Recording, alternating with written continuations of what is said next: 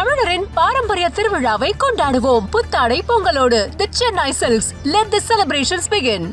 Australia வந்து இந்தியாக்கிடையே பிஜிடிஐ series 2024-25 வெற்றிகரமாக நடந்து முடிஞ்சிருச்சு. இந்தியா வந்து தோல்வியை தழுவிட்டாங்க அண்ட் WTC ஃபைனலுக்குமே போக முடியாத நிலைமைக்கு ஆகிட்டாங்க. அண்ட் அது மட்டும் இல்லாமல் ஆஃப்டர் அ டிகேட் 2014 அப்புறம் நம்ம ஆஸ்திரேலியா டீம் வந்து அவங்களோட பார்டர் கவாஸ்கர் ட்ராஃபியை வந்து ரீடைன் பண்ணியிருக்காங்க. அண்ட் அது மட்டும் இல்லாமல் இன்னொரு ஒரு விஷயம் என்ன அப்படின்னா, ட்ராஃபியை கொடுக்கறதுக்கு என்ன கவாஸ்கர் இல்லாமல் வெறும் பார்டரை மட்டுமே வச்சிருக்காங்க. நியாயமாக பார்த்தா பார்டர் இருக்கணும், இல்லை இங்கிட்ட வந்து கவாஸ்கரும் கூட இருந்திருக்கணும். அது என்ன பார்டர் மட்டும்னா இது வந்து ஒரு சின்ன ஒப்பந்தம் மாதிரியா. ஆஸ்திரேலியா பார்டர் மட்டும் கொடுப்பாராம், இந்தியா வந்து ஜெயிச்சாங்கன்னா சுனில் கவாஸ்கர் மட்டும் கொடுப்பாராம். பட் டிரா வாட்சா 2 பேரும் சேர்ந்து கொடுப்பாங்க. நியாயமா பார்த்தா கவாஸ்கரையும் கூப்பிட்டு இருந்திருக்கலாம், பட் ஆனால் கூப்பிட்டாங்களா இல்லையா அப்படின்ற அதை பற்றி நமக்கு பெருசாக தெரியல. பட் இதான் நடந்தது. அண்ட் அது மட்டும் இல்லாமல் இப்போ நிறைய விஷயங்கள் போய்கிட்டு இருக்கு. Apart from all trolls, Gautam Gambhir மேலே இந்திய மக்கள் வந்து ரொம்ப கடும் கோவத்தில் இருக்கிறாங்க. ஐ ஹேட் லூசிங் அப்படின்னு சொல்லிட்டு ஒரு டிப்பிக்கல் ஆஸ்திரேலியன் மைண்ட் செட்டில் ஒருத்தர் உள்ளே வந்தார். பட் ஆனால் அவர் வந்து ஆஸ்திரேலியன் டீமுக்கு எதிராக செய்வார்னு பார்த்தோம். பட் ஆனால் அந்த மைண்ட் செட்டை வச்சு டீம் இந்தியா வந்து செஞ்சு விட்டாரு அப்படின்னு தான் சொல்லிட்டு எல்லாருமே சொல்லிட்டு இருக்கிறாங்க. அண்ட் அது மட்டும் இல்லாமல் பேட் கமின்ஸோட தலைமையில் வந்து எக்கச்சக்கமான விஷயங்கள் வந்து நடந்திருக்குது. இந்தியாவுக்கு அகேன்ஸ்டாகவே நிறைய விஷயங்கள், தரமான சம்பவங்கள் நடந்திருக்கு.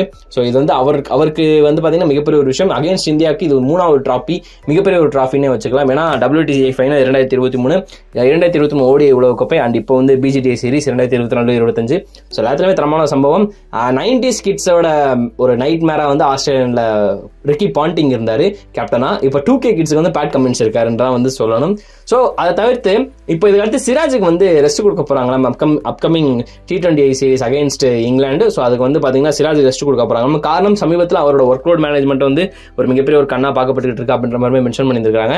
சிராஜுக்கு ரெஸ்ட் கொடுக்குறாங்கன்னு சொல்லி ஓப்பனாக சொன்ன நம்ம Indian support and medical team பும்ராவோட விஷயத்தை வந்து ஏன் இவ்வளோ தூரம் டிலே பண்ணுறாங்க அப்படின்றது தெரியல.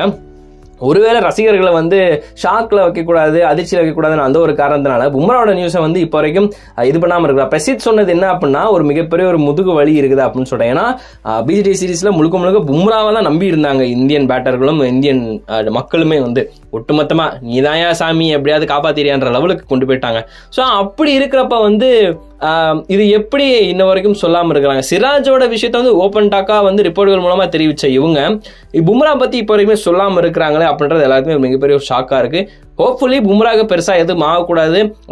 நியூஸ் இங்கிலாந்து டூர் மிஸ் பண்ணாலும் பரவாயில்ல, IPL மிஸ் பண்ணாலும் பரவாயில்ல, பட் ஆனால் வந்து சாம்பியன்ஸ் ட்ராஃபி கண்டிப்பாக ஆடியே ஆகணும் அப்படின்ற ஒரு கட்டாயத்தில் வந்து எல்லாருமே வந்து இருக்கிறோம். ஸோ அது பார்ப்போம் எப்படின்னு. பும்ராக்கு பெருசாக இல்லாமல் பார்க்கலாம்.